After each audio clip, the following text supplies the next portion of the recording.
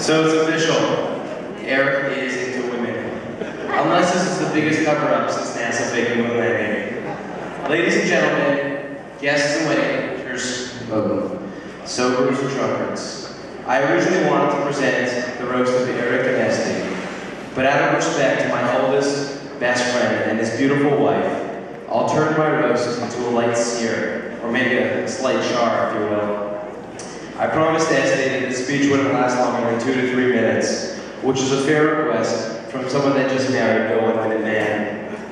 Eric and I have been best friends since we were 4 years old. He was the shy loser in the corner of our nursery classroom, holding in his tears as his mom forced him to talk to me. In an era before Facebook, Twitter, or Lemon Party, I figured he could use an extra friend, and I decided to strike up a conversation with this future pyromaniac. Since then, Eric's ushers and I have literally ushered him from one experience to the next, taking him on journeys that included twitchingly great Toronto basketball tournaments, Columbus pumpkin weddings, night diving on the beaches of Croatia and Thailand, hiking the Charlatan mountaintops in the south of France, and getting his hands dirty working with the locals in the Amazon. Some may say these journeys have come to an end, when in reality, all that's happened is that he's found a beautiful partner to share new experiences with.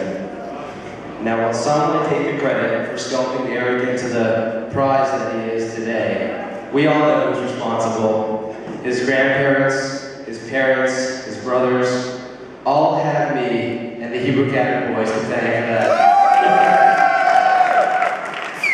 So that way I understand why we're all here, let's take a few minutes to explore the events leading up to this wonderful symphony.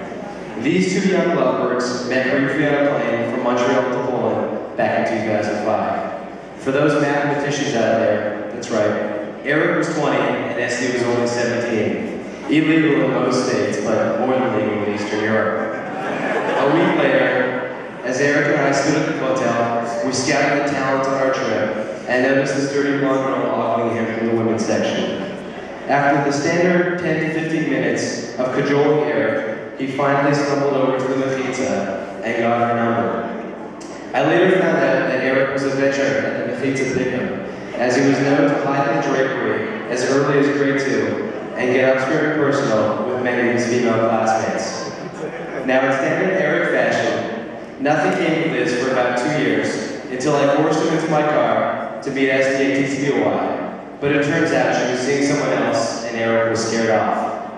Another 16 months elapsed, and in Miami, Jamie and I forced him to invite Esty out for some drinks, with nothing but a good old-fashioned shit of the mind. On the way home, while dropping Esty off, we kicked Eric out of the car, hoping that he would finally close the deal. We knew that he found his Hollywood starlet, and in no time, the two were dating. As I reflect on that night, where Eric sealed his fate, it feels like it was only 3 months ago. I was hitting a Hollis-Riley waitress at a Hamptons bar when I felt an unusual vibration in my pocket. It was one that whispered to me the words of my favorite pianist, Elton John, "Can you feel the love tonight?" I whipped out my phone and saw that there was a voicemail from Eric. In my inebriated state, I knew what he was calling for, and he was calling to say that he was tired of being rejected by girls at bars, and that he was ready to lock himself down to a long-term monogamous contract. The romance. I felt like I was in a dream within a tangerine dream, and I didn't know what to say. My first reaction was, how far along is she?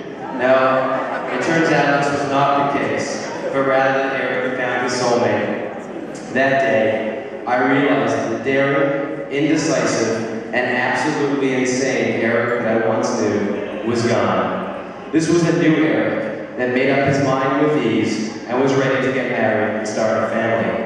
A new Eric that would never rate his own high school or have me texting the answers to the Canadian history exit exam. A new Eric that wouldn't spend a night drinking at a Jane F. Gala and wake up the next morning next to his mom. Eric's days, true story, Eric's days of cameo appearances in French superhero movies are behind him. Gone are the days where Eric would hang his banister by his feet, which once resulted in him falling on his face, bashing his chin, and breaking his arm. As are his days of daring snowboard flips and the subsequent nerve damage from falling on his head. This is a new Eric that wouldn't give his older brother lifts to his friend's house at the tender age of 13, nor would he be flooding my basement like he did when we were 5. As a father, he won't be teaching his kids how to start fires in school bathrooms when they're 10, or how to construct peepholes in the door showers in summer camp when they're 13. I trust that one day, Eric becomes a cautious driver, not one that speeds down icy roads and tows their father's Cadillac. In all seriousness, Eric, small-eared frost is funny, smart, energetic. What is it right here? I can't raise your hand right. I'm sorry. Esty, you found someone that I've always thought of as my best friend. Someone who I've confided in, traveled with, and through thick and thin, has been the best friend a heterosexual male could ever ask for. Whether it was sharing a bed in a Paris hotel, or playing swords in the bathroom when we were kids, Eric and I have shared years of romance. And while I'm sad to be losing my grenade-jumping wingman, I'm happy that he's found himself such a beautiful bride. And Eric, look at her tonight. Man, you're lucky. I'd like to wish you both many years of mazel, nafis, simcha, and plenty of